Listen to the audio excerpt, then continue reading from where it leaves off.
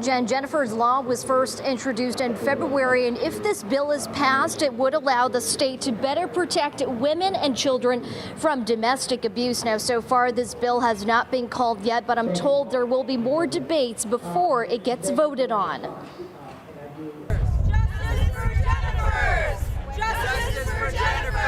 These mothers banding together outside of the state capitol wearing purple to take a stand against domestic violence. Each one of them has endured a form of emotional and physical abuse, and they are hoping future victims will have better treatment by the state once Jennifer's Law gets passed.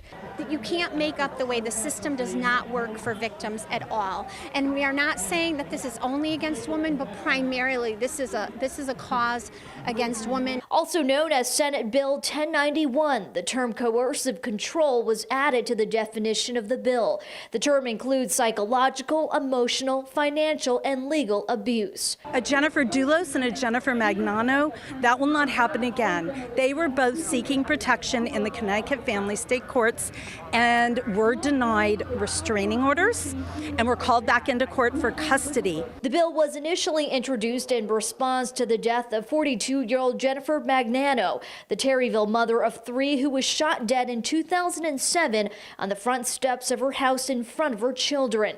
Her abusive husband, Scott Magnano, had shot and killed her and then turned the gun on himself.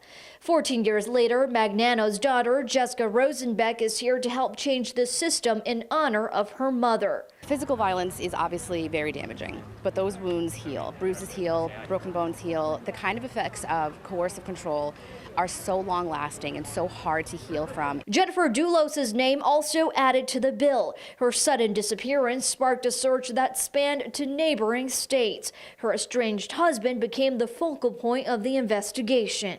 Like the power in just the word Jennifer, the name Jennifer. When we all testified in support of this, so many women, instead of like a Jane Doe, were using Jennifer.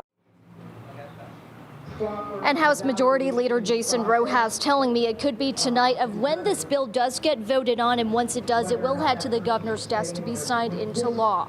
I'm live at the state capitol. Carmen Chow, Fox 61 News.